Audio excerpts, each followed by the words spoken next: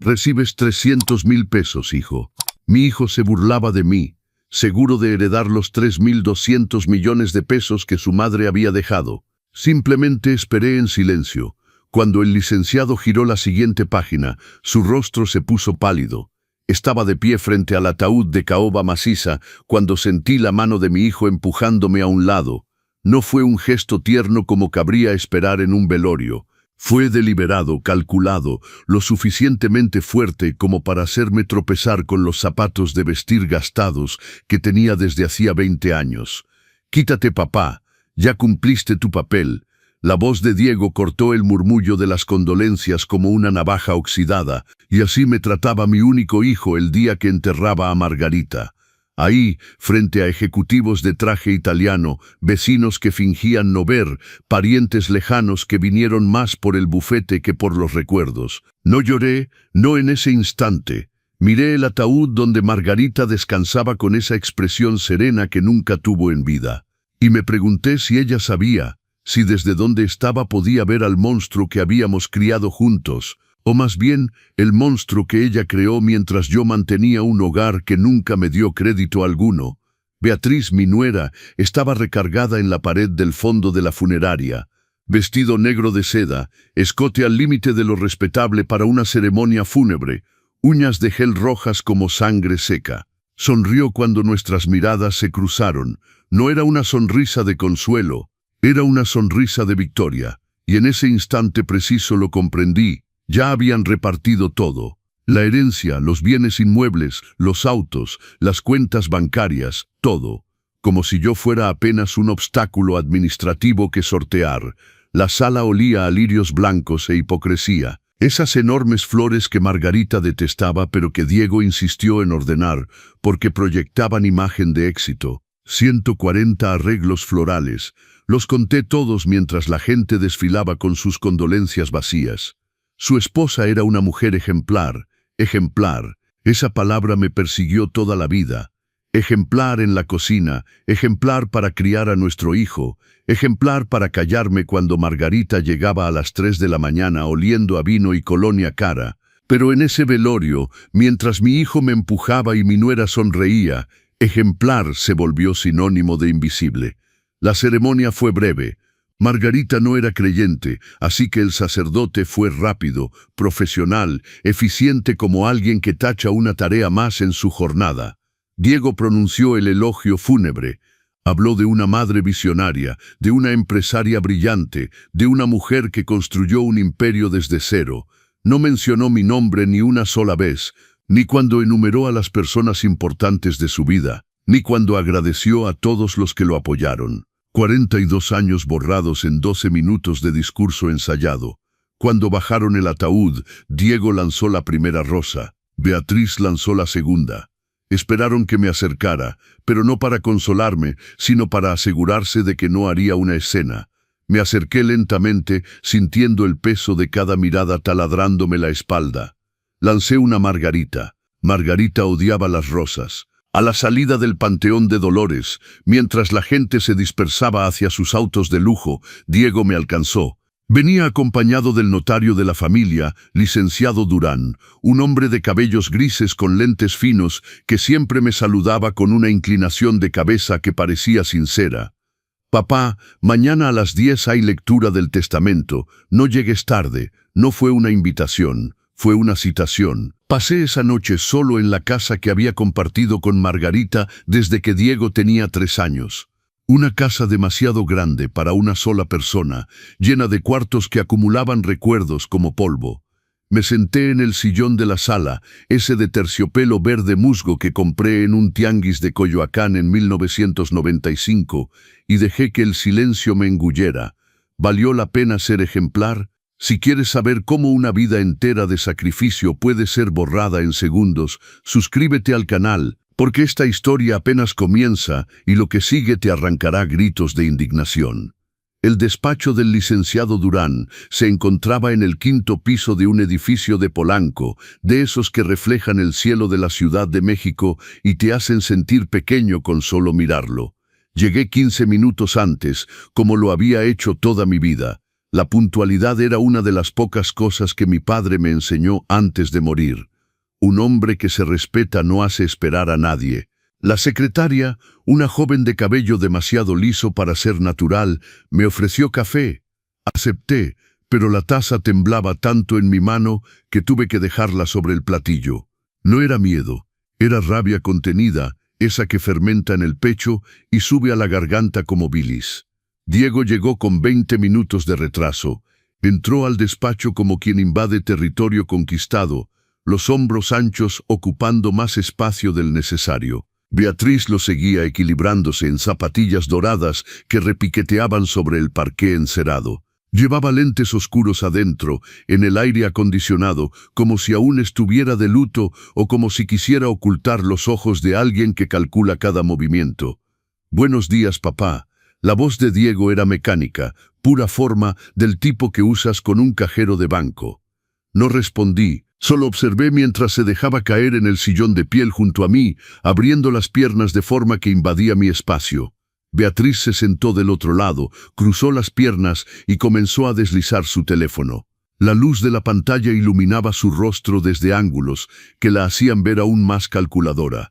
El licenciado Durán entró al último, portando una carpeta marrón gastada. Me saludó con una inclinación respetuosa. Luego miró a Diego con una expresión que no pude descifrar en ese momento. Hoy, con la perspectiva, sé exactamente qué era. Lástima mezclada con desprecio. Bien, comencemos. El licenciado ajustó sus lentes y abrió la carpeta con movimientos lentos, casi ceremoniales. Las últimas voluntades de Margarita Elizabeth Bautista de Morales, depositadas ante notario el 15 de marzo de este año, 3 meses antes de su fallecimiento. 3 meses. Margarita sabía que iba a morir. El cáncer de páncreas llegó rápido, pero no sin avisar, y en esos 3 últimos meses ella había tomado decisiones. El licenciado carraspeó y comenzó a leer. Yo la suscrita, Margarita Elizabeth Bautista de Morales, en pleno uso de mis facultades mentales, declaro por la presente como mis últimas voluntades. Diego tamborileaba los dedos en un ritmo irritante, ansioso, como alguien esperando que anuncien un premio. Beatriz dejó su teléfono y se inclinó hacia adelante, finalmente atenta. A mi amado esposo, Tomás Jacobo Morales, lego la suma de 300.000 pesos depositados en cuenta corriente, así como la propiedad residencial ubicada en Avenida de los Tulipanes en Naucalpan. El mundo se detuvo. La risa de Diego explotó como un disparo en esa sala de paredes con lambriz. Una carcajada ruidosa, burlona, que hizo levantar la cabeza a la secretaria afuera. Golpeó la mesa tan fuerte que el bolígrafo del notario rodó al suelo. 300.000 pesos. Diego se volvió hacia mí, los ojos brillantes con esa mezcla de victoria y crueldad que solo un hijo ingrato puede tener. Papá, eso no cubre ni las citas de manicure de Beatriz. ¿Qué le hiciste a mamá para que te dejara esta miseria? Beatriz dejó escapar una risita aguda, se cubrió la boca con su mano de uñas rojas y murmuró algo al oído de Diego. Él rió de nuevo. El licenciado Durán permaneció impasible, el papel aún en mano, como si esperara que el circo terminara. Sentí cada palabra de esa risa penetrar mi piel como fragmentos de vidrio. 300.000 pesos, 42 años de matrimonio, de lavar ropa, preparar cenas para inversionistas que apenas me dirigían una mirada, de sostener la mano de Margarita durante las noches en que despertaba sudando por las deudas que casi nos arruinaron 2 veces. Todo eso valía 300.000 pesos. La casa, al menos. Ella había dejado la casa, y por el resto de la sucesión, Diego ni siquiera esperó a que el licenciado Durán terminara. Arrancó el papel de las manos del notario con un gesto brusco. «Déjame ver eso. Señor Morales, por favor». El licenciado intentó recuperar el documento, pero mi hijo ya leía en voz alta, la emoción goteando de cada sílaba. A mi hijo Diego Augusto Morales, lego la totalidad de mis participaciones comerciales, mis acciones en bolsa, mis bienes inmuebles comerciales, mis inversiones financieras y mis vehículos, por un valor sucesorio estimado en 3.200 millones de pesos. 3.200 millones. Beatriz se levantó de un brinco y abrazó a Diego, gritando como si hubiera ganado la lotería. Él la levantó del suelo, girando con ella en medio de ese despacho de madera y vidrio. Yo permanecí sentado, las manos entrelazadas sobre la bolsa de piel sintética que cargaba desde hacía 8 años. Celebraban como si yo no estuviera ahí, como si nunca hubiera existido. ¿Sabes lo que esto significa, mi amor? Beatriz pasaba las manos por el rostro de Diego, con esa voz chillona que usaba cuando quería algo. Podemos comprar ese departamento en Cancún y cambiar el auto. Siempre he querido un Mercedes descapotable. Lo tendrás. Diego la besó en el cuello, frente al notario y frente a mí. Todo lo que quieras, princesa, todo. El licenciado Durán guardó los papeles lentamente, meticulosamente, sin mirar a nadie. Cerró la carpeta, ajustó sus lentes y finalmente levantó la vista hacia mí. Había algo en esa mirada. Un mensaje silencioso que no comprendí en ese momento. Señor Morales, deberá firmar algunos documentos para oficializar la transferencia de la casa a su nombre. ¿Podemos agendar para la próxima semana? Antes de que pudiera responder, Diego interrumpió. En realidad, licenciado, sobre esa casa se volvió a sentar, ahora con postura de hombre de negocios, alguien acostumbrado a tomar decisiones. ¿Cuánto vale en el mercado actual esa propiedad? Mi estómago se anudó. Es una residencia en zona bien cotizada, 400 metros cuadrados de terreno. Yo diría que alrededor de 50 millones de pesos. El licenciado respondió con voz neutra. 50 millones. Diego se acarició la barbilla, pensativo. Luego me miró como quien evalúa un objeto viejo y debe decidir si lo conserva o lo tira. Papá, ¿no crees que es una casa demasiado grande para ti? Solo a tu edad. Y si te pasa algo, ¿quién te va a ayudar? La preocupación en su voz era tan falsa que resultaba insultante. Diego tiene razón, papá. Beatriz se acercó, me tocó el hombro con sus uñas de gel. Hubiera querido arrancárselas una por una. Podríamos encontrarte un departamento más pequeño, más práctico, o quizá una de esas residencias para personas mayores. Algunas son muy bonitas, ¿sabes? Con enfermeras, actividades, una casa de retiro. Estaba sugiriendo una casa de retiro. Miré el rostro de mi hijo, busqué en él un rastro del niño que mecí cuando tenía cólicos, del que enseñé a caminar, a leer, a amarrarse las agujetas, del chamaco que lloraba en mis brazos cuando los otros niños en la escuela lo excluían. Busqué una chispa de humanidad, no encontré nada. Solo el reflejo deformado de un hombre que aprendió de su madre que el amor se mide en pesos y que yo a sus ojos no valía más de 300,000. Lo pensaré.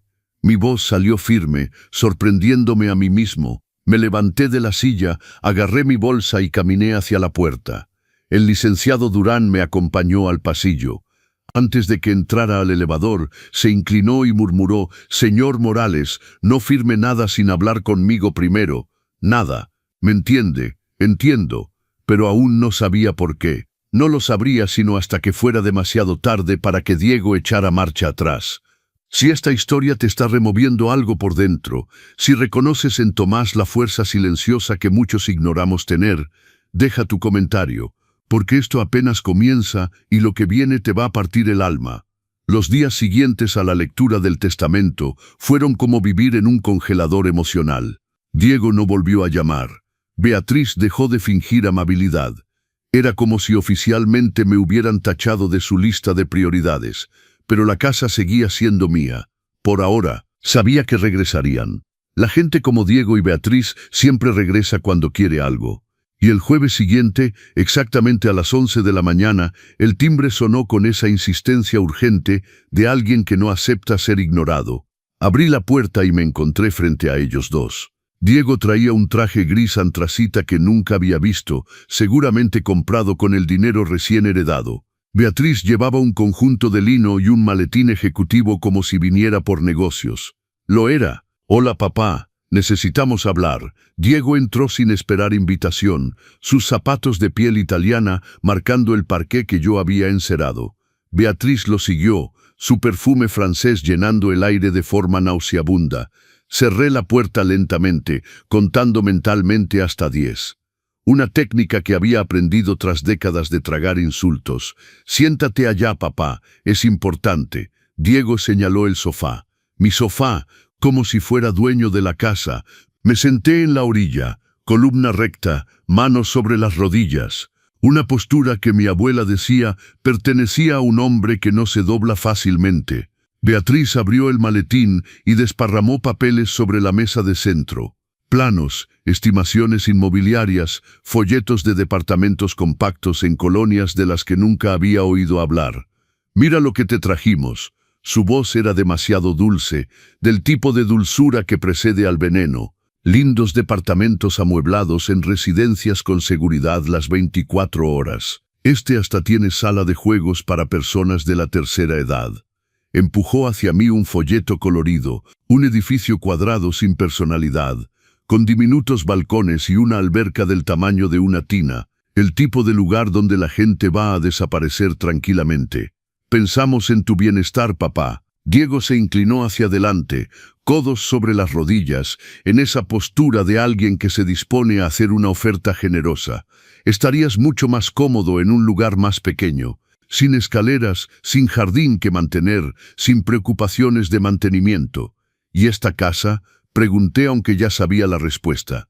Pues Diego intercambió una mirada rápida con Beatriz. Pensábamos venderla. El mercado está en su mejor momento. Es el momento perfecto. Y con 50 millones en la bolsa, obviamente. ¿Y si no quiero vender? Mi voz salió calmada, casi curiosa. La sonrisa de Diego vaciló una fracción de segundo. Beatriz dejó de hojear los papeles y me clavó la mirada con sus ojos calculadores. Papá, sé razonable. Su tono cambió, se volvió más duro. Tienes 67 años, solo. Esta casa es enorme, costosa de mantener. Y si te caes, y si te enfermas, ¿quién te va a ayudar? Tengo vecinos, tengo amigos, mavigos. Beatriz soltó una risa seca. Papá, con todo respeto, la mayoría de tus amigos ya están muertos o en casas de retiro. Tienes que ser realista. Cada palabra era una bofetada educada. Diego suspiró, pasó la mano por su cabello engominado y cambió de estrategia. Se levantó, comenzó a dar vueltas por la sala, tocando objetos como si hiciera un inventario. Se detuvo frente al trinchero de cerezo que perteneció a mi abuela. Estas antigüedades, golpeó con los nudillos la madera oscura, el sonido resonando hueco. Esto vale una fortuna, ¿sabes? Cerezo auténtico, probablemente 80 años. 30, 40 mil pesos fácil. Mi corazón se contrajo. Ese trinchero había pertenecido a mi abuela, pasó a mi madre y luego a mí. Pulía esa madera cada domingo, conversando con los recuerdos que guardaba. Técnicamente, papá.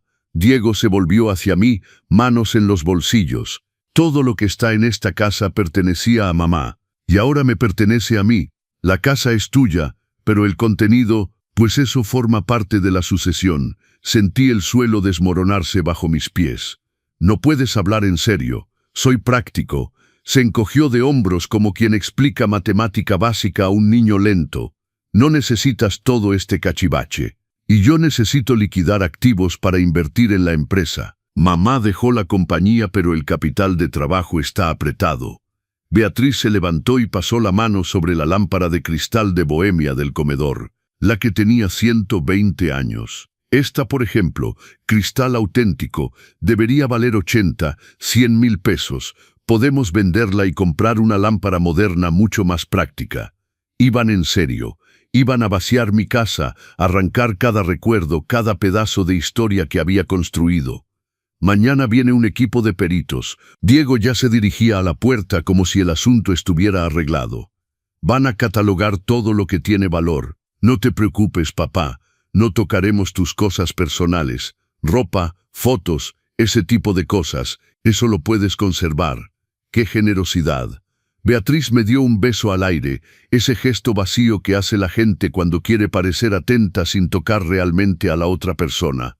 Piénsalo bien con lo de los departamentos, ¿sí, papá? Solo queremos lo mejor para ti. Y se fueron así, dejando papeles desparramados sobre mi mesa, el olor del perfume caro en el aire y un agujero negro donde el corazón de un padre debería haber estado. Me quedé sentado en el silencio pesado que se instala después de una tormenta. Miré el trinchero de mi abuela, la lámpara que mi madre compró cuando se casó, las cortinas de lino que cosí a mano hace 30 años. 42 años en esta casa. Cada rincón tenía una historia. Cada objeto era un ancla de memoria. Y mi hijo quería liquidarlo todo como mercancía en oferta. Fue entonces cuando el timbre sonó de nuevo. Me levanté lentamente, piernas inestables, esperando que hubiera regresado para arrancarme otro pedazo de dignidad. Pero cuando abrí la puerta, encontré a doña Refugio, mi vecina, con un plato de pay de manzana todavía tibio entre las manos.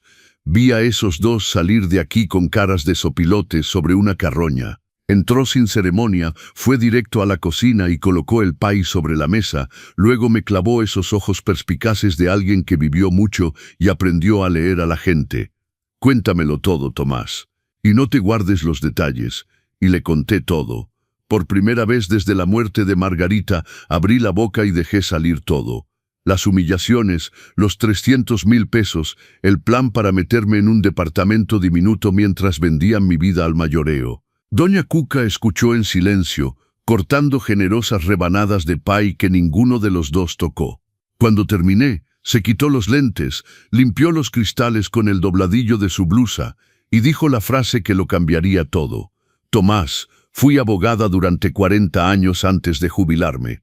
Y lo que tu hijo está haciendo sin tu consentimiento, ¿firmaste algún poder, papeles que te dieron? No, todavía no. Bien, no firmes nada. Y dame el número de ese licenciado Durán ahora mismo. Doña Cuca tomó mi teléfono y marcó. Habló con la secretaria, se presentó como licenciada Refugio Delgado, asesora legal de don Tomás Morales, una media verdad que transformó en hecho establecido, y exigió una reunión urgente. 20 minutos después estábamos en su carro, un Tsuru 2012 impecablemente mantenido, rumbo a Polanco. Hay algo muy turbio en toda esta historia, Tomás. Tamborileaba los dedos sobre el volante, reflexionando. Una mujer como tu Margarita no deja a su esposo en la calle así como así, no después de 42 años. Algo no se dijo en esa lectura. Y ahí se encendió la primera chispa de esperanza en la oscuridad. Quizá no estaba tan solo como Diego imaginaba. Quizá quedaba una carta en la manga que nadie había jugado. Esa noche no pude dormir. Me acosté en la cama matrimonial que parecía demasiado grande sin Margarita a mi lado, mirando el techo donde una mancha de humedad formaba la silueta de un pájaro con las alas desplegadas. Margarita siempre dijo que la mandaría reparar. Nunca lo hizo. Los recuerdos vinieron en oleadas, del tipo que no puedes controlar. Me cayeron encima como lluvia fría al amanecer. Conocí a Margarita en 1983 en una fiesta de graduación. Yo tenía 25 años y cursaba tercer año de contabilidad, el primero de mi familia en acceder a estudios superiores. Mi madre hacía arreglos de costura para pagar mi colegiatura. Mi padre murió cuando tenía 12 años, dejando solo deudas y un reloj de oro que mi madre nunca se quitó. Margarita comenzaba en bienes raíces. Tenía un Tsuru viejo y oxidado, 3 vestidos remendados y una ambición que no cabía en su pecho. Me miró a través de la pista de baile atestada y dijo la cosa más audaz que jamás había escuchado. Te vas a casar conmigo. Todavía no lo sabes, pero lo harás. Y lo hice. 6 meses después, ceremonia sencilla en la iglesia de San Agustín, con pastel de un piso y vestido prestado de su prima. Mi madre lloró de alegría. Lo lograste, hijo. Atrapaste una mujer trabajadora.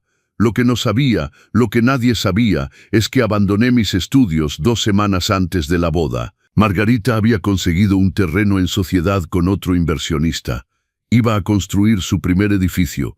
Necesitaba ayuda con el papeleo, los cálculos, los planos arquitectónicos básicos. Solo mientras arranca el proyecto, Tomás. Después podrás retomar tus estudios. Nunca los retomé. 3 meses después de la boda supe que Margarita estaba embarazada de Diego. Abrió una botella de vino barato y brindó por el hombre de la casa. Nunca se le ocurrió que podría ser niña. No lo fue. Diego llegó de 3 kilos, rojo y chillando, llorando cada noche como si estuviera furioso por haber nacido. El primer proyecto inmobiliario de Margarita fue un fracaso. Su socio desapareció con el dinero, dejando solo deudas y una demanda laboral. Recuerdo estar sentado en la mesa de la cocina, con Diego de 3 meses en brazos, dándole el biberón mientras veía a mi esposa llorar, sentada en el suelo de la sala vacía. Habíamos vendido los muebles para pagar abogados. Fracasé, Tomás. Soy una fracasada. Pude haber estado de acuerdo, pude haber regresado con mi madre, pedir ayuda, retomar mis estudios, pero miré a esa mujer quebrada en el piso y tomé la decisión que definiría los siguientes 40 años de mi vida. Levántate, no fracasaste, tropezaste. Ahora levántate y vuelve a empezar. Y se levantó, con mi apoyo, con el dinero que había guardado en secreto, con las joyas de mi abuela que vendí sin decirle a nadie. Logramos pagar las deudas más urgentes. Margarita empezó de nuevo, esta vez sola. Terrenos pequeños, casas accesibles, márgenes ajustados. Yo me hice cargo de Diego, de la casa, de las facturas, de los impuestos. Hacía las tablas a mano. Revisaba cada factura, negociaba plazos de pago con proveedores, usando esa voz suave que desarma a hombres acostumbrados a gritar. Cuando Diego entró a la escuela, empecé a trabajar en serio. Me levantaba a las 5 de la mañana para preparar las comidas. Dejaba al niño en la escuela a las 7. Pasaba el día en la oficina improvisada que instalamos en el cuarto de visitas. Recogía a Diego a las 5 de la tarde, preparaba la cena, ayudaba con las tareas, lo acostaba. Y cuando finalmente me acostaba, Margarita llegaba oliendo a cerveza y agotamiento, queriendo hablar de proyectos. Quizá dormí bien unas 10 veces en esos primeros 10 años. El primer gran giro llegó en 1000. Margarita consiguió financiamiento para construir un edificio de 8 pisos. Sería el proyecto más grande hasta entonces. Pero a mitad de construcción, el contratista se declaró en quiebra, la mitad del edificio terminada, la mitad de los compradores queriendo retirarse, el banco amenazando con embargar. Recuerdo estar sentado en esa misma mesa de cocina. Diego tenía 12 años, jugando videojuegos en su cuarto, cuando Margarita dijo, «Se acabó, Tomás, voy a tener que declarar bancarrota». Yo tenía 37 años. Mi cabello empezaba a encanecer, las manos maltratadas de lavar platos y ropa. Sin título, sin carrera, sin dinero propio. Solo una alianza en el dedo y un hijo que empezaba a mirarme con el mismo desdén que veía en los ojos de su madre. Pero no dejé que Margarita se rindiera. Llamé a cada comprador, 32 llamadas. Expliqué la situación. Prometí que terminaríamos. Pedí solo 6 meses más. 28 aceptaron. 4 se retiraron, pero encontramos nuevos compradores. Fui al banco solo. Puse la casa en garantía sin decirle a Margarita. Conseguí una prórroga y un préstamo adicional. Ese edificio se entregó tarde por los pelos, con noches en vela, pero se entregó, y la ganancia, 3 millones de pesos en ese entonces, una fortuna, permitió a Margarita despegar. Finalmente, esa noche me agradeció, me llevó a cenar a un restaurante elegante de Polanco, sostuvo mi mano sobre la mesa y dijo, «Eres el fundamento de todo, Tomás. Sin ti no soy nada». Le creí como un imbécil enamorado. Le creí, pero Diego escuchaba. Tenía 14 años y oyó a su madre decir eso. ¿Y sabes qué dijo en el camino de regreso? «Mamá exageró, ¿verdad, papá? Tú solo te quedas en casa. Ella es la que trabaja de verdad». Margarita rió, despeinó el cabello del niño y dijo, «Listillo, no me defendió, no lo corrigió, solo río». Ahí, en ese auto regresando del restaurante, comprendí. No importaba cuánto hiciera, cuánto diera, siempre sería invisible. El hombre en segundo plano, el que mantiene todo unido pero no brilla. ¿Reconoces esta historia? Has sido el invisible en tu propia casa. Deja tu comentario y suscríbete, porque lo que viene te va a romper el corazón y luego te va a hacer aplaudir de pie. Los años siguientes fueron una escalada. Margarita construyó más edificios, compró más terrenos, abrió una empresa de desarrollo inmobiliario. El dinero comenzó a fluir y entre más entraba, menos estaba en casa. Juntas, cenas de negocios, viajes a conferencias. Yo me quedé ocupándome de Diego, que se volvía más arrogante día tras día, ocupándome de una casa que se hacía más grande y más vacía, ocupándome de una soledad que ningún mueble costoso podía llenar. Cuando Diego cumplió 18, anunció que estudiaría administración de empresas. Margarita celebró, ya planeando que su hijo se hiciera cargo del negocio. Cuando sugerí que estudiara arquitectura, mi sueño no realizado, Diego me miró con lástima. La arquitectura es para artistas, papá. Los hombres de verdad hacen negocios. Y Margarita asintió con la cabeza. Mi hijo se graduó, se integró a la empresa de su madre, conoció a Beatriz en una fiesta de egresados. Ella trabajaba en relaciones públicas, toda arreglada, toda calculada, se casaron rápido. Margarita pagó la boda. 300 invitados, bufete de mariscos, luna de miel en las Seychelles. No me consultaron nada, solo pagué las facturas, organicé a los proveedores, elegí las flores. En la recepción, durante el discurso, Diego agradeció a su madre por todo lo que era. No mencionó mi nombre. Esa noche lo comprendí. Había criado un monstruo, o mejor dicho, dejé que Margarita criara un monstruo mientras yo alimentaba la bestia con mi silencio. Y ahora, 40 años después, acostado en esa cama vacía mirando el pájaro de la mancha de agua en el techo, me preguntaba, ¿qué vale una vida dedicada? 300.000 según el testamento. Pero algo me decía que Margarita, al final, había visto su error. 3 meses antes de morir, había visto quién era realmente su hijo. Y había hecho algo. Solo tenía que descubrir qué. El equipo de peritos llegó el martes por la mañana, exactamente a las 9. 3 hombres con batas blancas y tabletas, acompañados de Diego y Beatriz, que entraron a mi casa como invasores educados. Yo tomaba café en la cocina cuando escuché una llave girar en la cerradura. Mi llave, la que le había dado a Diego hace años para emergencias. Nunca la había usado hasta ahora, y ahora la usaba sin siquiera tocar el timbre. «Buenos días, papá». Su voz resonó en el pasillo con esa falsa alegría de vendedores a domicilio. Traje a los peritos de los que te hablé. No era una visita, era una invasión territorial. Me levanté lentamente de la mesa, alisando el delantal que usaba desde los 90, cuadros azules desteñidos con un parche en el bolsillo que yo mismo cosí. Fui a la sala y encontré a los 3 hombres ya midiendo paredes, fotografiando muebles, anotando cifras que no podía comprender. Nogal macizo, herrajes originales, estilo colonial mexicano. Uno de ellos, el mayor con bigote gris, hablaba mientras pasaba la mano sobre el trinchero que perteneció a mi bisabuela. Excelente estado. El mercado de antigüedades paga bien por piezas como esta. Beatriz estaba sentada en mi sofá, deslizando su teléfono, piernas cruzadas como si estuviera en su casa. Traía un conjunto deportivo de terciopelo, del tipo que cuesta más que todo mi sueldo de cuando ayudaba a Margarita. «Papá, no te molesta si tomo jugo del refri, ¿verdad?». No esperó respuesta. Se levantó y fue directo a la cocina, abriendo alacenas, hurgando como si buscara algo más allá del jugo. Diego me atrajo al rincón de la sala, lejos de los peritos. «Papá, mantén la calma. Solo están catalogando. No nos llevamos nada hoy». El tono era condescendiente, del tipo que usas con un niño necio. «Pero tienes que entender, mamá me dejó la sucesión. Estos muebles, estas antigüedades, forman parte de la sucesión. Estos muebles pertenecían a mi familia». Mi voz salió más firme de lo que esperaba. El trinchero era de mi abuela Edith, el aparador era de mi bisabuela Clara, la lámpara, y mamá pagó la renovación de esta casa cuando se casaron. Diego interrumpió.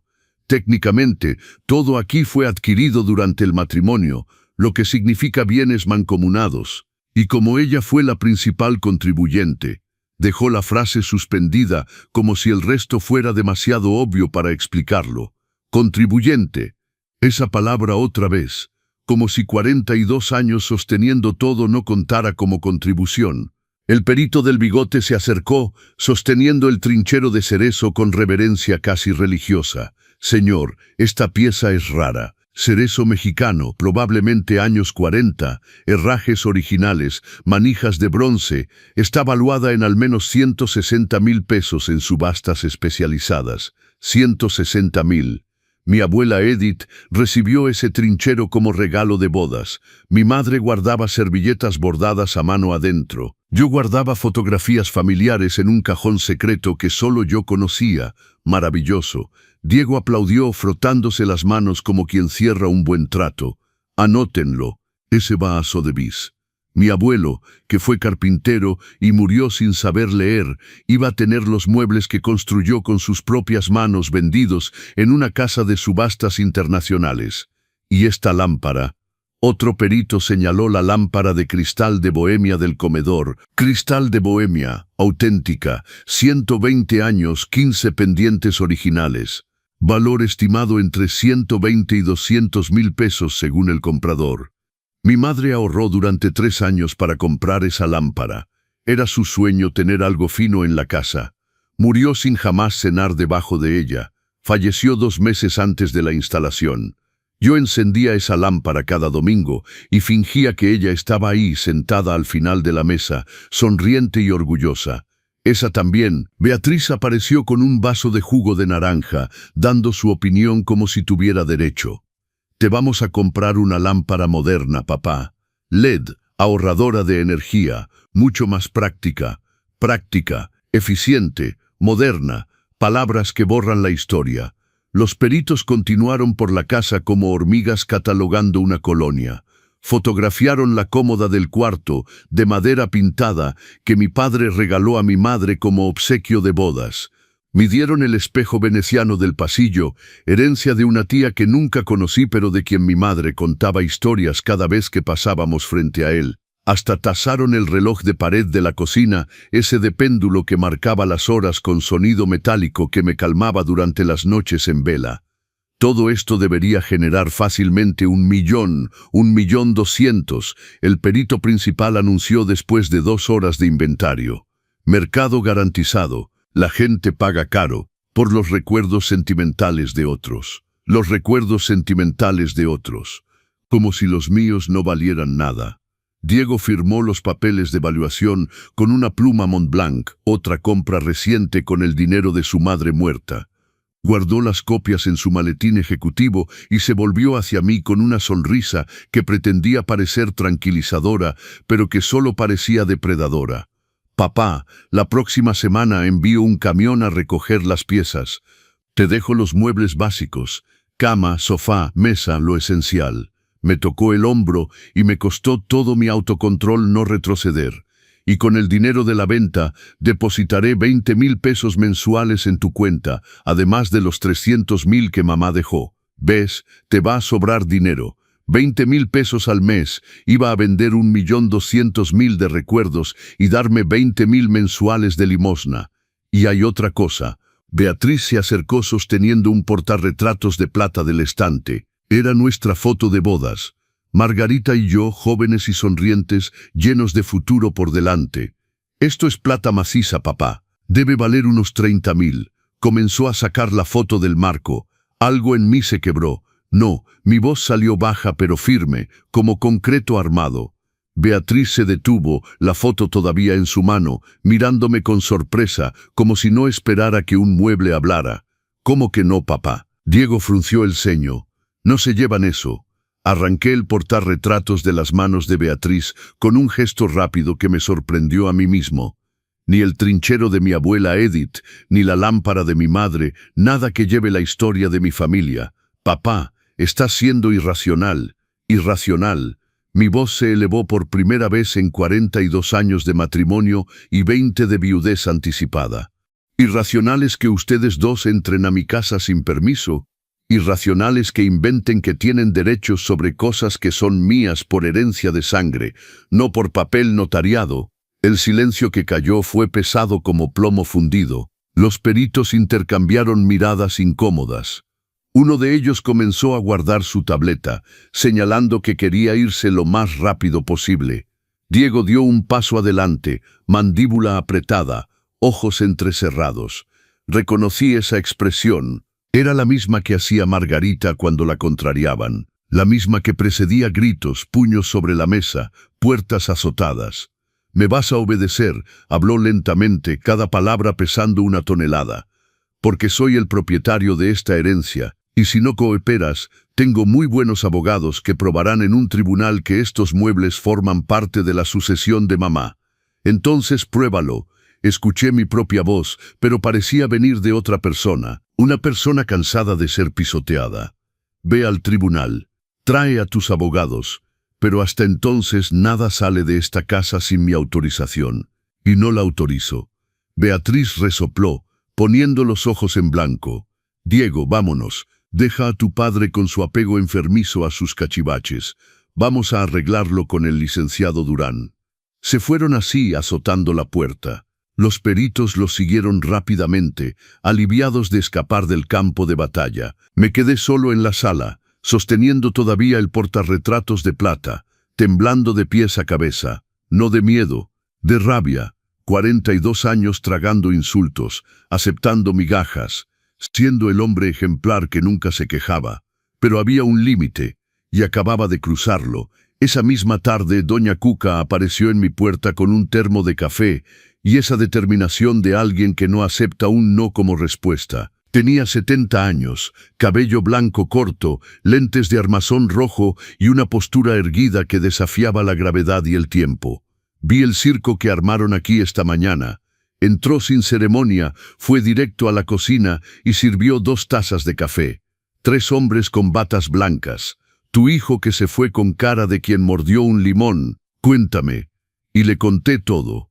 Los peritos, los muebles, la humillación de ver mi propia historia valuada como mercancía de baratillo. Doña Cuca escuchó en un silencio absoluto, asintiendo en los momentos correctos, sus ojos alertas detrás de sus gruesos cristales.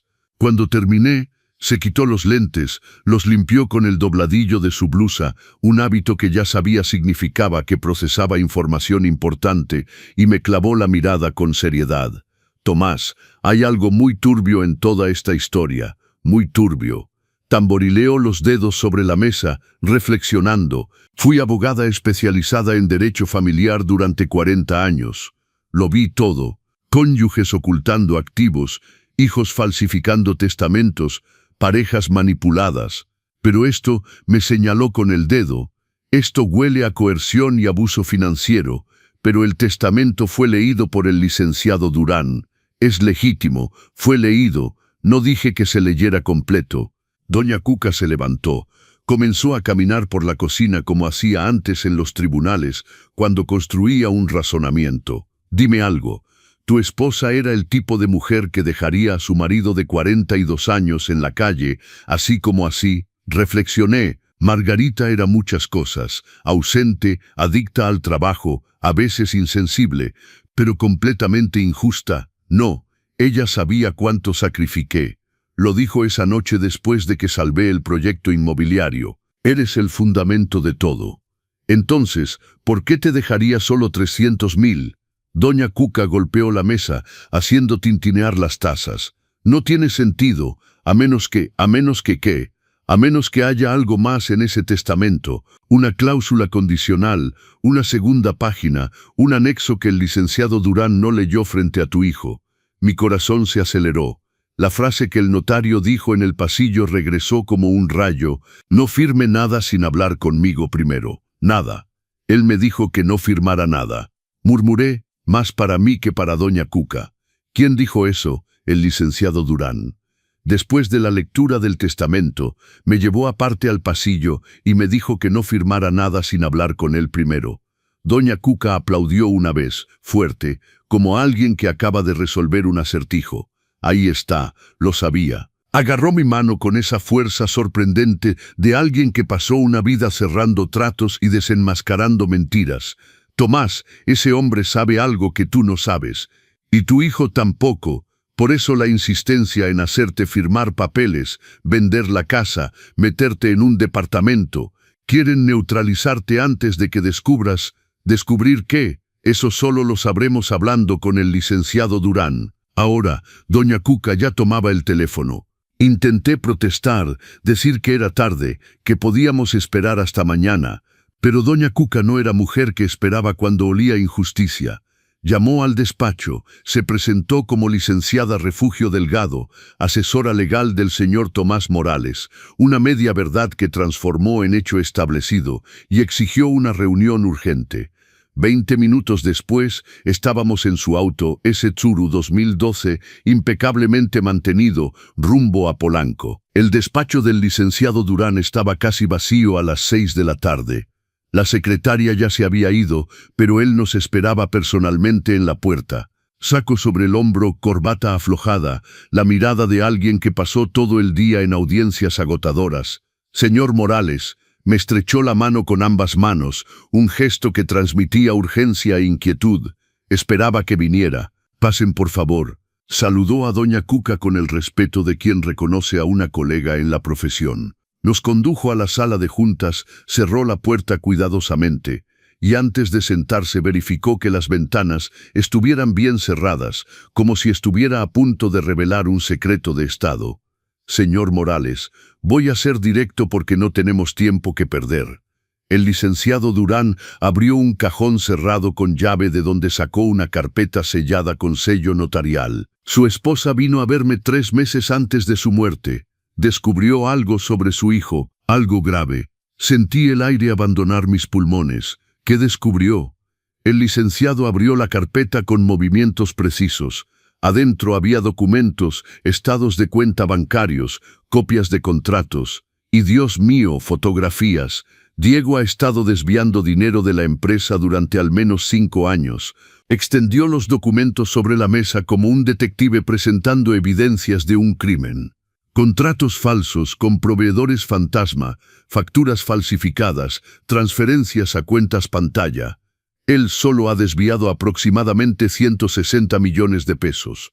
160 millones. Doña Cuca tomó uno de los estados de cuenta, pasó el dedo por la línea de cifras y silbó bajo.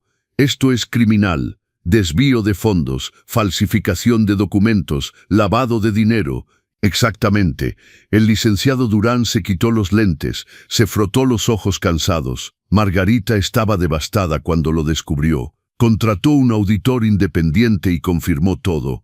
Pensó en denunciarlo, pero no pudo. Era su hijo. Su único hijo. Entonces, ¿qué hizo?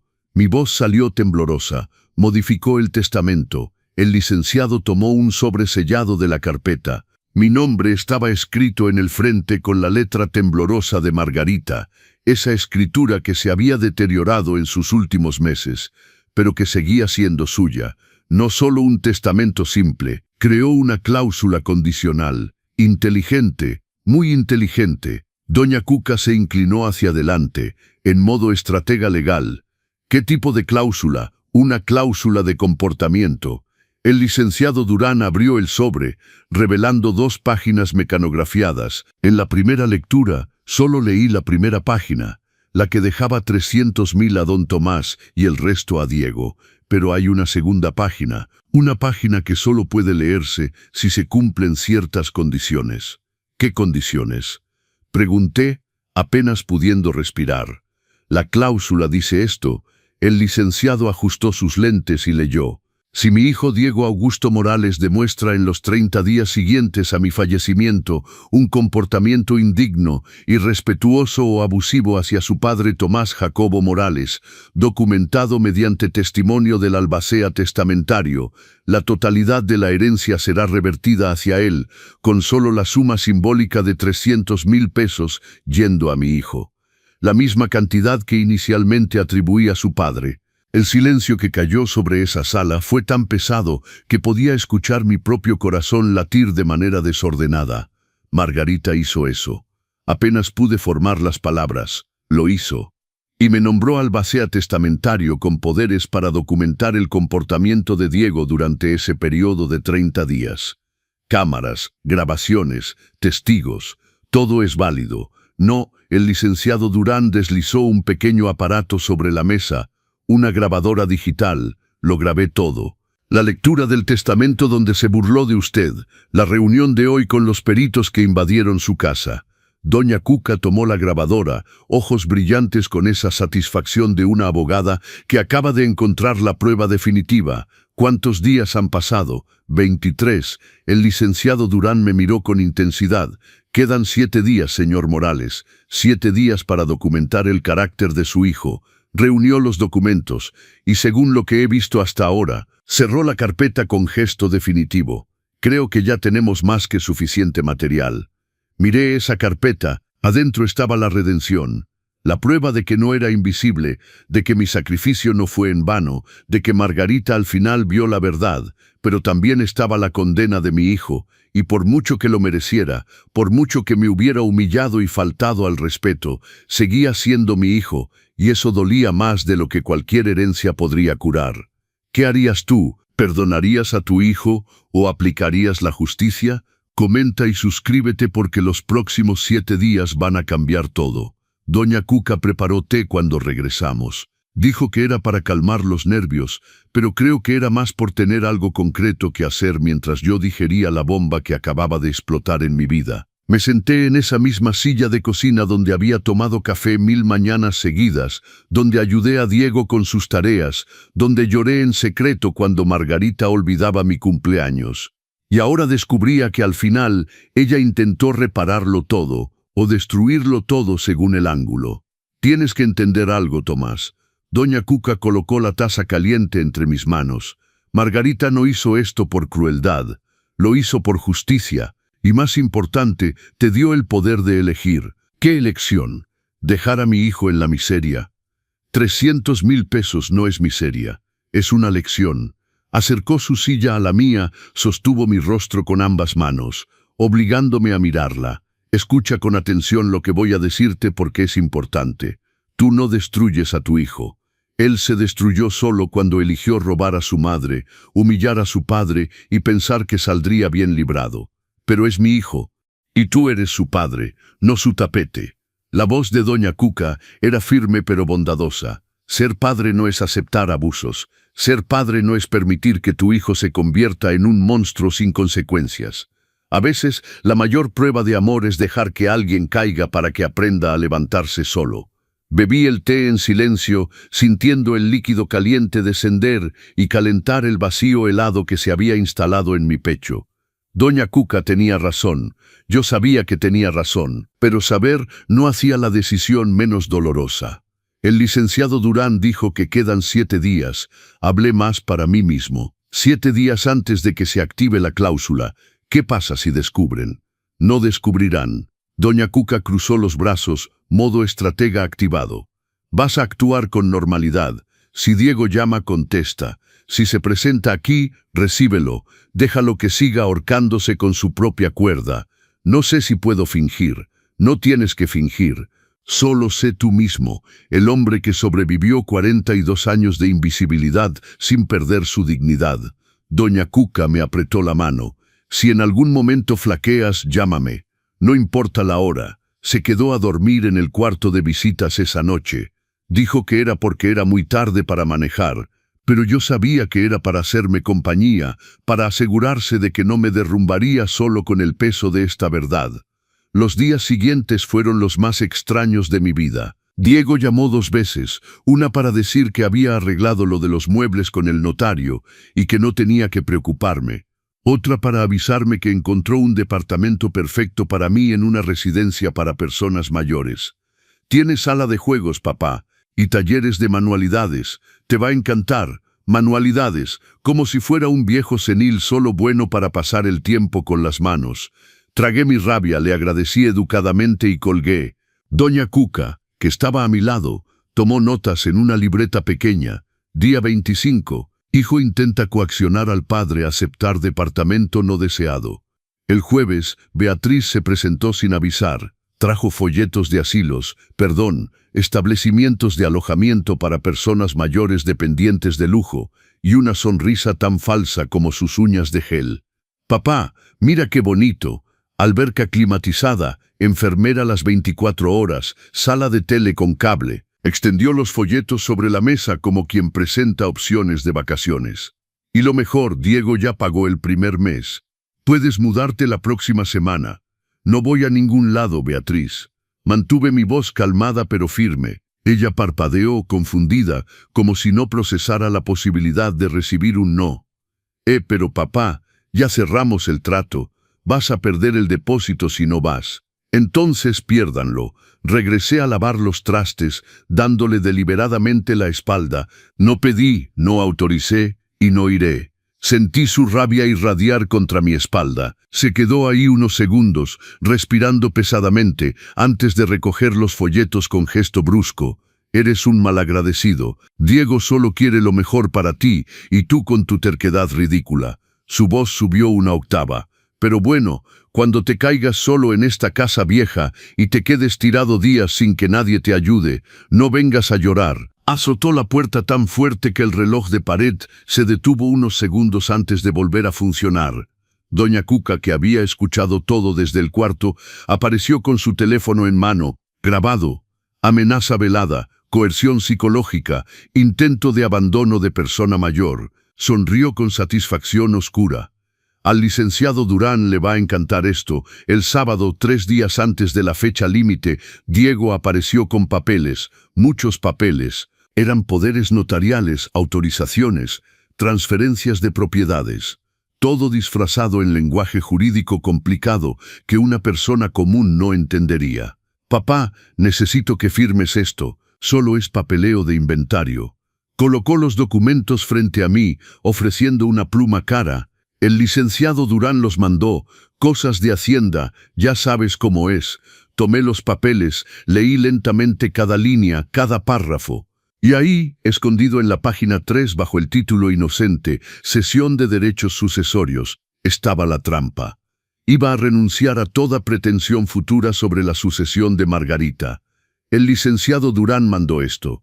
Miré a Diego a los ojos. Sí, le hablé ayer. Una mentira. El licenciado Durán me había llamado anoche para decir que Diego intentó hacer cita, pero él inventó una excusa de viaje de trabajo.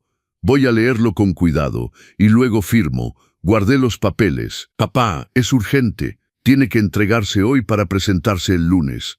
Entonces tendrá que esperar hasta el lunes. Cerré la carpeta, crucé los brazos. No firmo nada sin leerlo correctamente.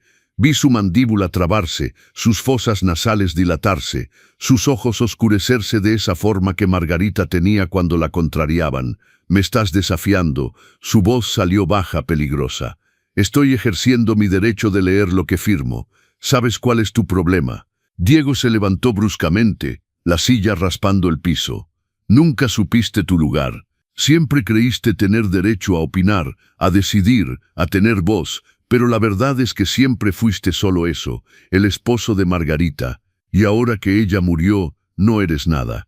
Cada palabra era una bofetada precisa. Nada, repitió, saboreando la crueldad. ¿Crees que construiste algo, que ayudaste en algo? Eras el mayordomo del hogar de lujo, papá, el que cocinaba, limpiaba y se callaba mientras los hombres de verdad traían el dinero. Me quedé inmóvil. Incluso doña Cuca, que había bajado cuando escuchó la discusión, no se atrevió a intervenir. Entonces te lo voy a decir de una forma que hasta tú puedas entender. Diego se inclinó cerca de mi rostro. O firmas esos papeles o te demando por obstrucción a sucesión. Y créeme, tengo muy buenos abogados. Abogados que probarán que no tienes capacidad mental para manejar activos. Te harán poner bajo tutela a la fuerza si es necesario. Se inclinó aún más cerca. Vas a terminar tus días babeando en un asilo de tercera categoría, bajo medicación controlada, viendo telenovelas. Eso es lo que quieres. El silencio que siguió era filoso como vidrio roto. Entonces, por primera vez en 67 años, sonreí frente a una amenaza. Sonreí porque sabía lo que él no sabía. Sonreí porque solo faltaban 3 días. Sonreí porque cada palabra de ese discurso estaba siendo grabada por el dispositivo que el licenciado Durán había instalado discretamente en la lámpara de la sala. «Sabes, Diego», mi voz salió calmada, casi suave, «tienes toda la razón. Nunca supe mi lugar porque mi lugar nunca estuvo bajo los pies de nadie. Tomé los papeles y los rompí lentamente, uno por uno. Ahora sal de mi casa y no regreses hasta que hayas aprendido que el respeto no se hereda, se gana». Diego salió de mi casa ese sábado con un odio tan palpable que podía saborear lo amargo en el aire. No azotó la puerta esta vez. Solo se fue en silencio. Y ese silencio era mucho más aterrador que cualquier grito. Beatriz lo esperaba en el auto, mirando su teléfono. Vi por la ventana cuando subió, golpeó el volante 2 veces y arrancó a toda velocidad, las llantas chillando sobre el asfalto. Ella miró hacia mi casa, y aún de lejos pude ver la sonrisa. No era sonrisa de victoria, era sonrisa de alguien preparando algo. Regresarán. Doña Cuca estaba a mi lado, viendo el auto desaparecer en la esquina. Y regresarán con todo, lo sé. 3 días restantes, Tomás. 3 días antes de que se cumpla el plazo de la cláusula. ¿Puedes aguantar? Miré a esta mujer que apenas conocía desde hacía 2 semanas y que ahora era mi única verdadera aliada en esta guerra silenciosa. Doña Cuca había encendido una luz en un pasillo que creía terminaba en oscuridad total. Aguantaré. Mi voz salió más firme de lo que sentía. Porque no tengo opción, pero en realidad por primera vez en mucho tiempo sí tenía opción, y elegía no doblarme. Esa misma noche, el licenciado Durán apareció discretamente por la puerta trasera. Trajo una laptop y una expresión seria que hacía que su rostro pareciera escena de un crimen familiar. «Señor Morales, necesito que vea esto». Abrió la computadora sobre la mesa de la cocina, ajustó sus lentes y presionó reproducir. La pantalla mostraba mi sala, ángulo discreto capturado por la cámara oculta en la lámpara, y ahí estaba Diego en alta definición, diciendo cada palabra venenosa que había escupido horas antes. «Eras el mayordomo del hogar de lujo, papá, el que cocinaba, limpiaba y se callaba mientras los hombres de verdad traían el dinero». Escucharlo por segunda vez no dolía menos, pero esta vez había una capa de distancia, como si viera la historia de otra persona, un hombre que fue humillado demasiado tiempo. También tengo grabaciones de la lectura del testamento, de la reunión con los peritos, de la visita de Beatriz con los folletos de asilos. El licenciado Durán deslizó sus dedos sobre el trackpad, mostrando carpeta tras carpeta de archivos de audio y video. 27 días de documentación, 27 días de su hijo probando exactamente el tipo de carácter que su esposa temía que tuviera. Margarita sabía, no era pregunta, era dolorosa comprensión. Ella sabía qué era Diego realmente, sabía. El licenciado cerró la laptop cuidadosamente, como quien cierra un ataúd. Los desvíos financieros fueron la gota que derramó el vaso. Pero Margarita observaba el comportamiento de su hijo desde hacía años, la arrogancia, el desprecio, la falta de empatía. Me dijo algo que nunca olvidaré: «Licenciado Durán, crié un monstruo y ahora debo asegurarme de que ese monstruo no destruya a la única persona que siempre estuvo a mi lado». Las lágrimas vinieron sin pedir permiso. No eran lágrimas de tristeza, eran lágrimas de validación. De finalmente ser visto por alguien que importaba. Doña Cuca apretó mi hombro fuerte. 3 días restantes.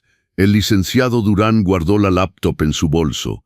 El lunes se habrán cumplido 30 días desde la muerte de Margarita. Convoqué una nueva reunión en el despacho para lectura complementaria del testamento. Diego no sabe de qué se trata, pero vendrá. Envié la citación oficial por medio de actuario. No tiene opción. Y si sospecha, no vendrá. El notario se permitió una sonrisa discreta. Él piensa que esta reunión es para que usted finalmente firme las renuncias a la herencia. Se lo di a entender en la citación.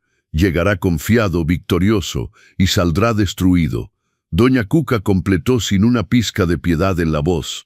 El domingo, la víspera de la reunión final, la casa estaba extrañamente calmada.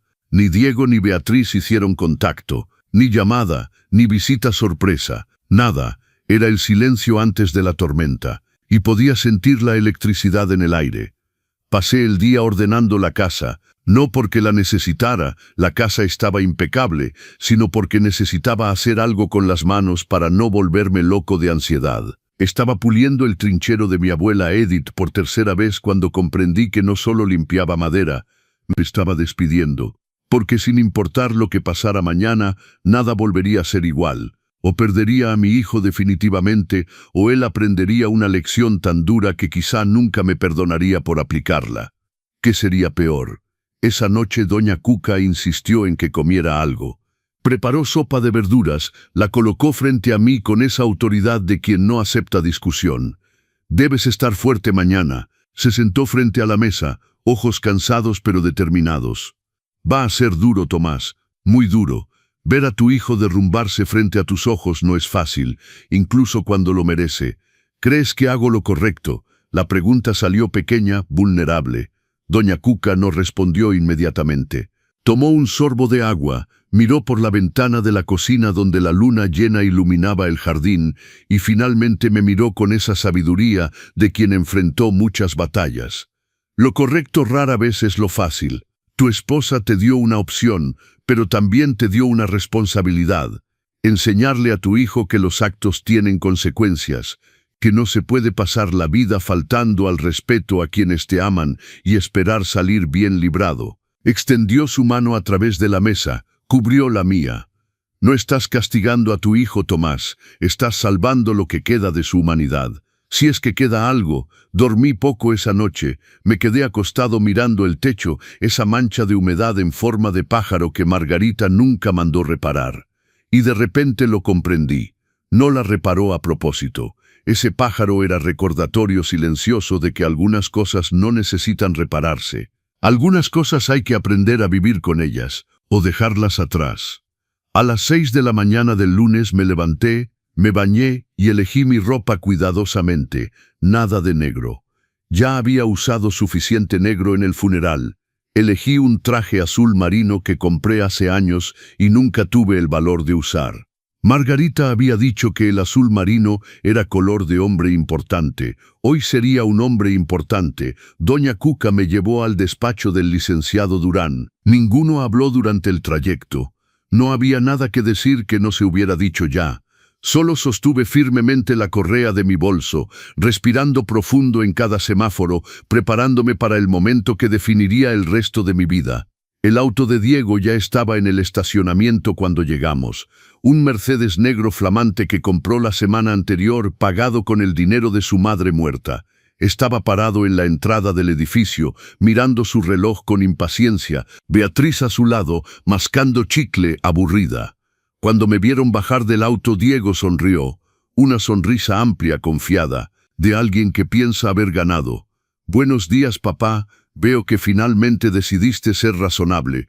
No respondí, solo caminé hacia la entrada con Doña Cuca a mi lado como guardaespaldas emocional. El licenciado Durán nos esperaba en el vestíbulo, rostro neutro, profesional. «Buenos días a todos, suban por favor, tenemos mucho que discutir». En el elevador, Diego silbaba suavemente. Beatriz miraba sus uñas. Yo solo contaba los pisos. 1, 2, 3, cada piso era un paso más hacia la verdad. 4, 5, 6, cada número en el panel era un latido de mi corazón desbocado. 7, 8, 9, 10, 11 y finalmente 12. Las puertas se abrieron al pasillo que conducía al despacho donde mi vida iba a redefinirse, donde mi hijo aprendería que subestimar a un hombre silencioso es el error más costoso que una persona puede cometer, donde la justicia finalmente dejaría de ser solo una palabra bonita. Mañana se decide todo. ¿Estás listo para ver cómo termina esto? Suscríbete y activa la campanita porque la próxima parte te va a dejar sin aliento. La sala de juntas era exactamente como la recordaba. Mesa de caoba barnizada, sillones de piel, ventana amplia mostrando la ciudad abajo, pequeña, distante, inconsciente del drama a punto de desarrollarse adentro. Diego se dejó caer en un sillón con esa postura de dueño del universo. Piernas abiertas, brazos extendidos sobre el respaldo del sillón junto a él. Beatriz se sentó cerca, cruzó las piernas y comenzó a deslizar su teléfono como si fuera solo una junta aburrida más que debía soportar por obligación. Doña Cuca se posicionó estratégicamente a mi lado. El licenciado Durán fue a la puerta, la cerró con un clic discreto que hizo levantar una ceja a Diego, pero no le hizo decir nada. Luego regresó a su silla, abrió esa misma carpeta marrón gastada y ajustó sus lentes con movimientos meticulosos. Bien, Diego tamborileó sobre sus muslos, impaciente. Vamos al grano, traje nuevos documentos para que mi padre firme. Más simples esta vez, sin jerga legal complicada. Empujó una carpeta sobre la mesa en mi dirección. Licenciado Durán, ¿puede confirmar que todo está en orden? En realidad, señor Morales, no necesitaremos esos documentos. El licenciado ni siquiera miró la carpeta. La reunión de hoy tiene otro propósito. Silencio. Diego parpadeó confundido. ¿Cómo que otro propósito? Beatriz dejó su teléfono. Su voz había perdido parte de su arrogancia. Estamos aquí para la lectura complementaria del testamento de su madre. El licenciado Durán abrió la carpeta. Sacó el mismo sobre que vi hace días. Hay una segunda página que no fue leída en la primera reunión. Por razones legales y contractuales, solo podía revelarse después de que transcurrieran 30 días completos desde su fallecimiento. Vi el color abandonar el rostro de Diego. No completamente, todavía no, pero lo suficiente para que supiera que algo no andaba bien. Segunda página. ¿Qué es esta historia? Se inclinó hacia adelante, tratando de parecer solo curioso, pero vi la tensión en sus hombros. Mamá nunca me habló de una segunda página, porque no debía hacerlo. El licenciado Durán respondió con esa calma profesional de quien vio muchas tormentas. Su madre depositó esta cláusula adicional 3 meses antes de su fallecimiento, con instrucciones expresas de que solo se revelara después de un periodo de observación. ¿Observación de qué? Beatriz se había inclinado hacia adelante también, sus uñas de gel tamborileando nerviosamente sobre la mesa. Del comportamiento del señor Diego Morales hacia su padre. La temperatura de la sala cayó 10 grados. Diego soltó una risa breve e incómoda. ¿Comportamiento? ¿Qué significa eso? Dios mío, el licenciado Durán no respondió. Solo comenzó a leer, voz firme y clara, sin emoción. Cláusula adicional a las últimas voluntades de Margarita Elizabeth Bautista de Morales. Considerando que tengo razones para creer que mi hijo podría no tratar a su padre con el respeto y la dignidad que merece después de mi fallecimiento, establezco lo siguiente. Si se prueba mediante documentación apropiada, recolectada por el albacea testamentario, que Diego Augusto Morales demostró un comportamiento indigno, irrespetuoso, coercitivo o abusivo hacia Tomás Jacobo Morales en los 30 días siguientes a mi fallecimiento, silencio ensordecedor, a mi hijo en tal caso solo irá la suma simbólica de 300,000 pesos. La misma cantidad que inicialmente atribuye a su padre, como recordatorio de que el respeto y la dignidad no se heredan, se ganan. Diego se levantó de un brinco, la silla casi volcándose hacia atrás. Esto es ridículo. El grito resonó contra las paredes. No puede ser legal, no puede ser válido, es perfectamente legal. Doña Cuca habló por primera vez, su voz de abogada cortando el aire como hoja afilada. Los testamentos pueden contener cláusulas condicionales, y este fue redactado, ejecutado y registrado ante notario con todas las formalidades necesarias. Comportamiento indigno. Diego se pasó las manos por el cabello, comenzaba a sudar. ¿Quién define qué es comportamiento indigno? Es demasiado subjetivo. No cuando hay documentación. El licenciado Durán encendió la laptop que estaba sobre la mesa. Según las instrucciones dejadas por su madre, fui nombrado albacea testamentario, con poderes para observar y documentar sus interacciones con don Tomás durante el periodo de 30 días. ¿Me espiaste? La voz de Diego subió una octava. Documenté. El licenciado corrigió, presionando reproducir. La primera escena que apareció en pantalla era la de la lectura del testamento. Diego riéndose a carcajadas de los 300,000 que me dejaron. Las palabras resonaron en la sala de nuevo, ahora amplificadas por las bocinas. 300,000, eso no cubre ni las citas de manicure de Beatriz. Beatriz se hundió en su sillón, pálida. El video continuó. La reunión con los peritos. Diego catalogando mis muebles como mercancía. La visita de Beatriz con los folletos de asilos. Y finalmente, la escena del sábado. Diego tratándome de mayordomo del hogar de lujo, diciendo que no era nada, amenazando con ponerme bajo tutela a la fuerza. Cada palabra, cada gesto, cada expresión de desprecio, documentada en alta definición. Cuando el video terminó, Diego estaba blanco como papel. Beatriz tenía la mano sobre la boca, ojos desorbitados. 27 días de comportamiento que caracterizan, según el análisis jurídico que pedía 3 especialistas independientes, abuso psicológico, coerción contractual, intento de desviación de activos y amenazas de secuestro. El licenciado Durán cerró la laptop. Estaba enojado. Diego estaba desesperado ahora, manos temblando. La gente dice cosas cuando está enojada. Eso no puede contar. No sabía que me estaban grabando. Exactamente. Doña Cuca se levantó, se acercó a la mesa con la postura de fiscal que fue alguna vez. No sabías. Entonces revelaste quién eres realmente cuando piensas que nadie mira, y eso es lo que tu madre quería descubrir. No el hijo que fingía ser frente a ella, sino el hombre en que te convertiste cuando pensaste que no había consecuencias. Diego se volvió hacia mí, y por primera vez en mucho tiempo vi pánico real en sus ojos. Papá, papá, no vas a dejar que esto pase, ¿verdad? Soy tu hijo, solo estaba estresado por la muerte de mamá. ¿Sabes cómo es? No fue personal. Estaba suplicando ahora, voz quebrándose. Por favor, no puedes hacerme esto. Miré a este hombre de 40 años, sudando frío, desesperado, rogando.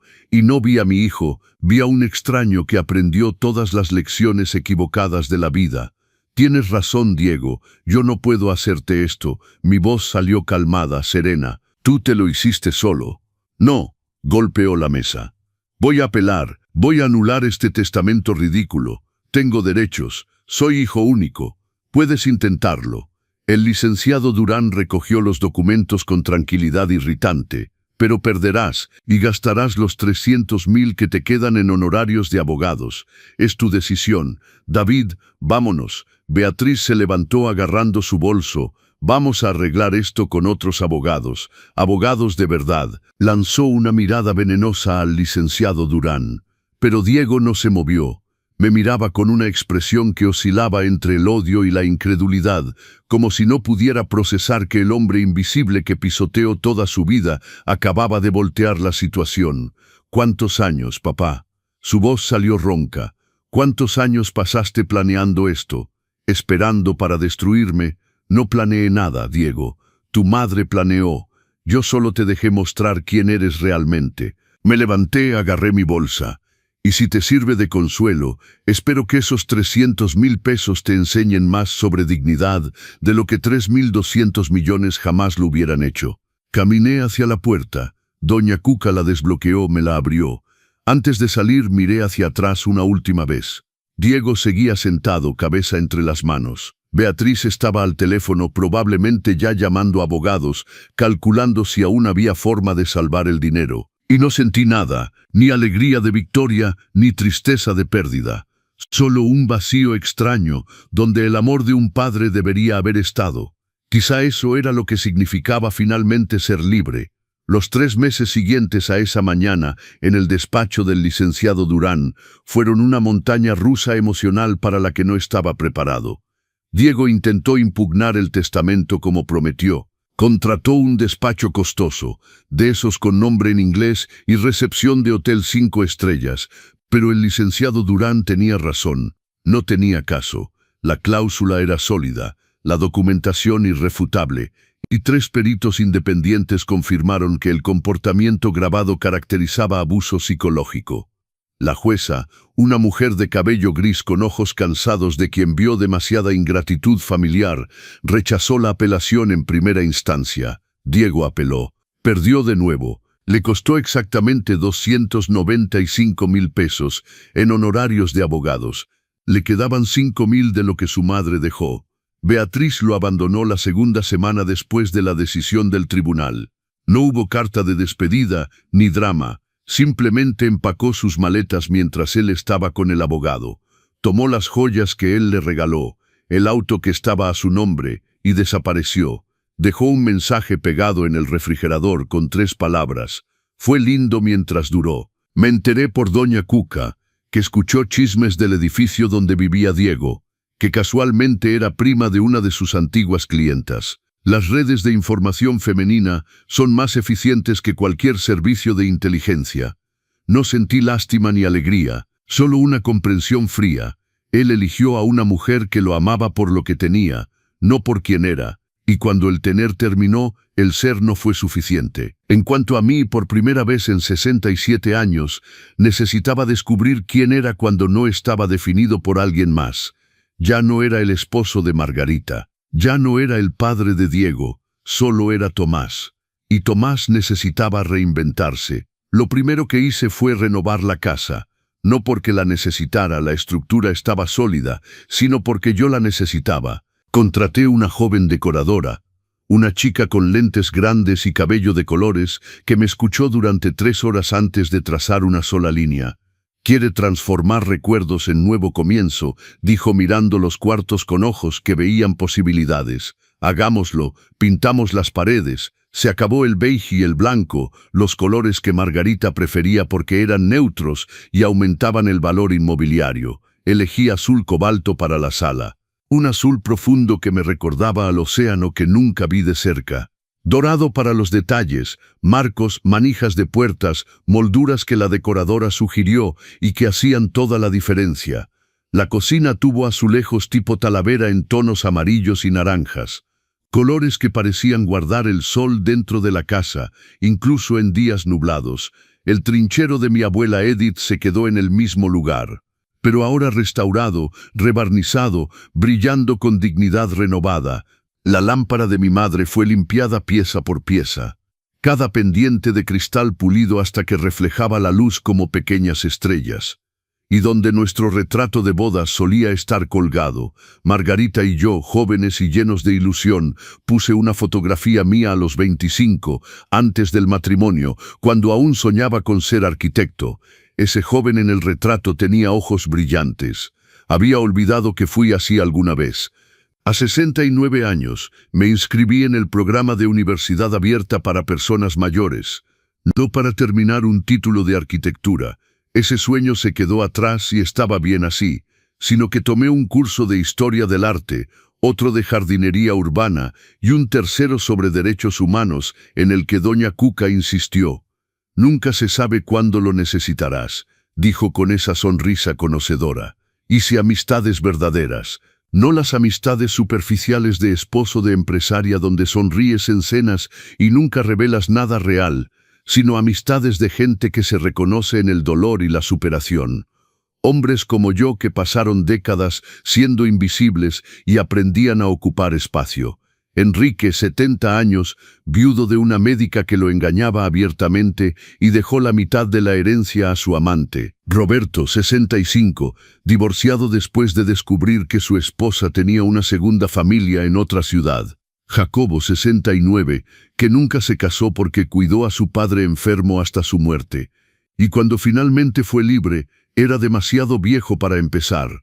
Nos reuníamos cada martes por la tarde en mi sala azul cobalto.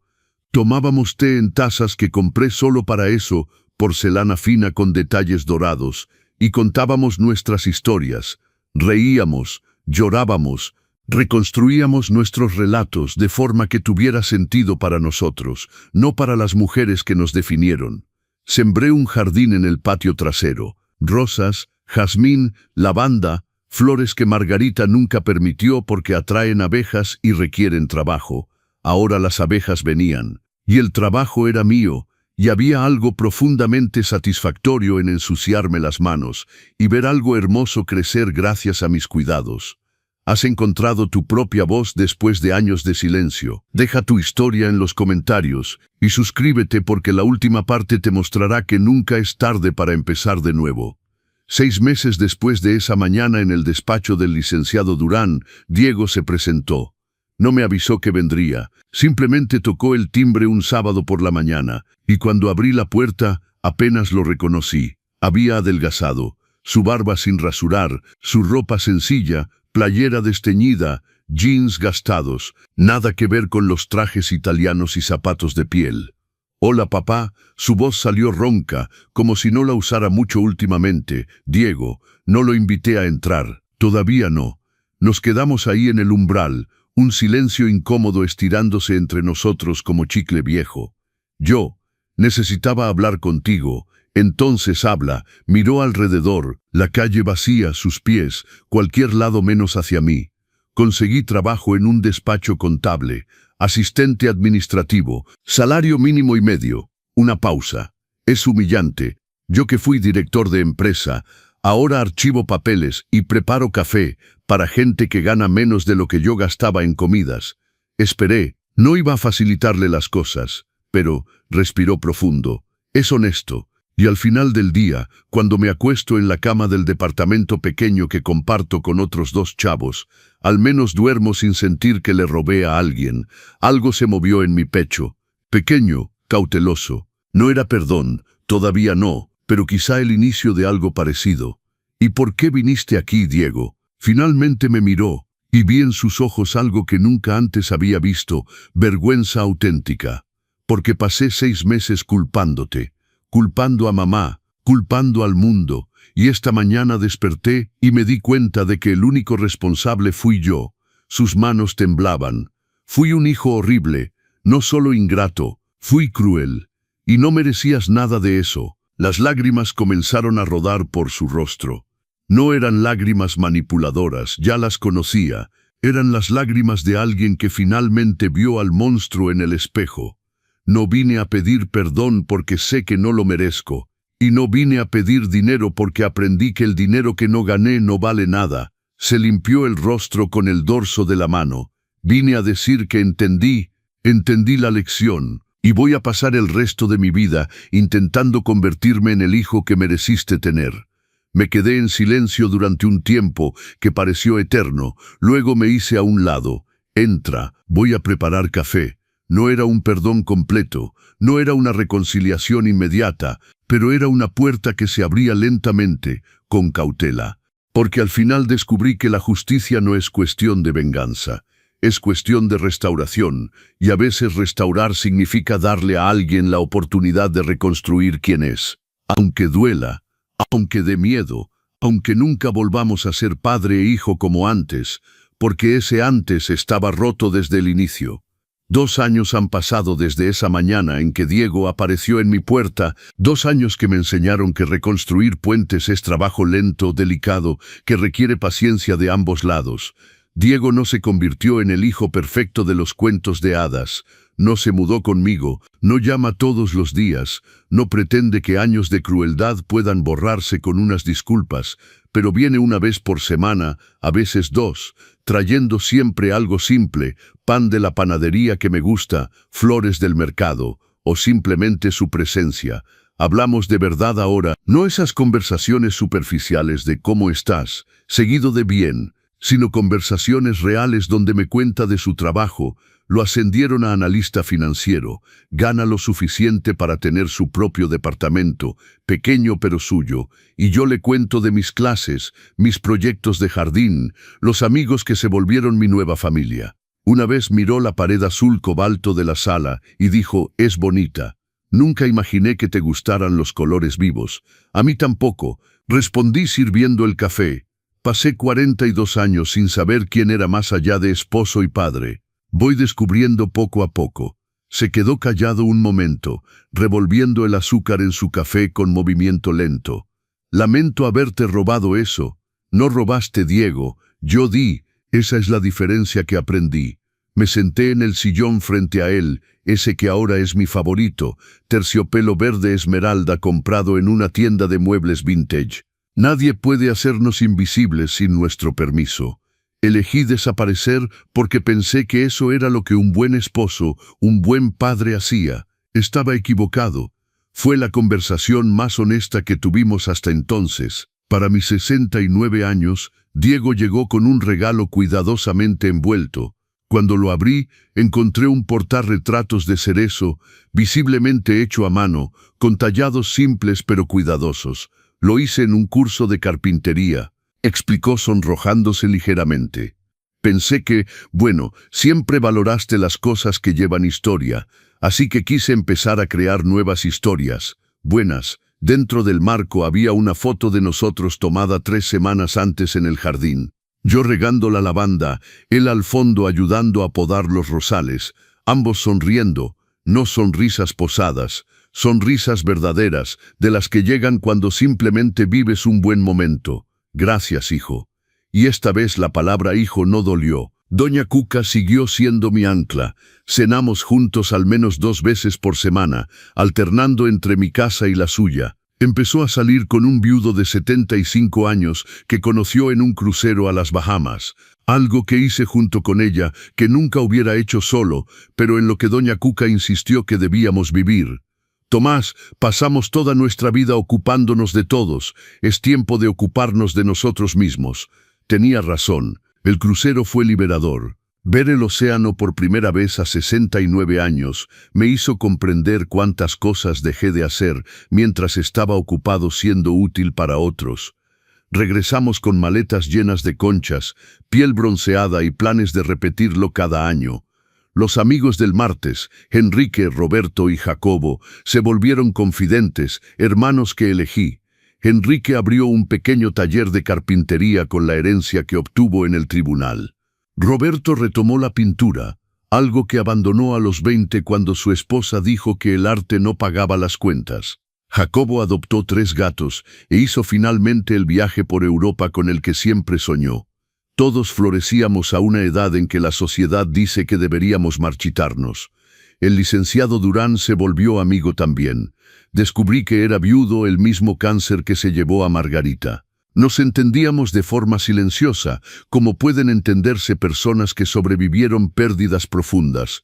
Una tarde, tomando café, me dijo que Margarita lloró el día que descubrió los desvíos de Diego. Se culpaba. Decía que crió un hijo que valoraba el dinero más que el carácter, porque ella misma pasó su vida corriendo tras el dinero. El licenciado revolvía su café, mirando el líquido oscuro como si leyera el pasado. La cláusula en el testamento no fue venganza, señor Morales. Fue el último intento de una madre de salvar a su hijo, de sacudirlo lo suficientemente fuerte para despertarlo. Funcionó, dije, pensando en el Diego de hoy, diferente del hombre arrogante que me empujó en el funeral. Dolió, pero funcionó. Hace 6 meses recibí una llamada inesperada.